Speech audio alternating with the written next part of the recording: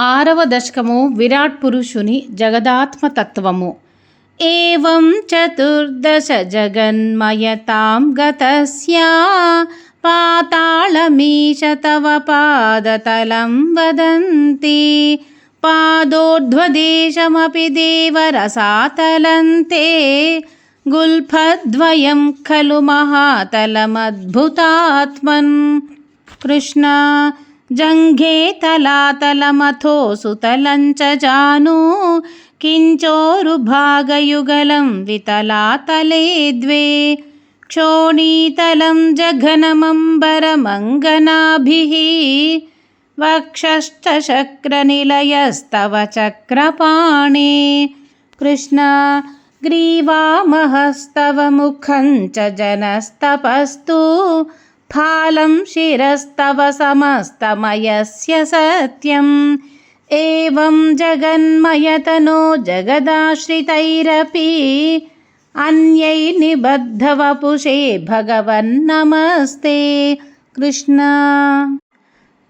త్వద్బ్రహ్మరంధ్రపదమీశ్వర విశ్వకందా ఛందాంసి కేశవఘనాస్తవ కేశపాశాః ఉల్లాసి చిల్లియుగలం ద్రుహిడస్య గేహం పక్ష్మాని రాత్రిదివసౌ సవితా చ నేత్రే. కృష్ణ నిశ్శేష విశ్వరచనా చ కటాక్షమోక్షః కర్ణౌ దిశోష్వియుగలం తవ నాసికే ద్వే లోభత్రపే చ భగవన్నధరోత్తరోష్టౌ తారాగణాశ్చరదనాశమనశ్చ దంష్ట్ర. కృష్ణ మాయావిలాసహసితం శ్వసితం సమీరః జిహ్వాజలం వచనమీశ శకుంతపంక్తిః సిద్ధాదయస్వరగణా ముఖరంధ్రమగ్నిః దేవాభుజాస్తనయుగం తవ ధర్మదేవః. కృష్ణ పృష్ఠం త్వధర్మ ఇహ దేవ మనస్సుధాంశుః అవ్యక్తమేవ హృదయాంబుజమంబుజాక్ష కుక్షిః సముద్రనివహ వసనంతు సంధ్యే శేఫః ప్రజాపతిరసౌ వృషణౌ చ మిత్రః.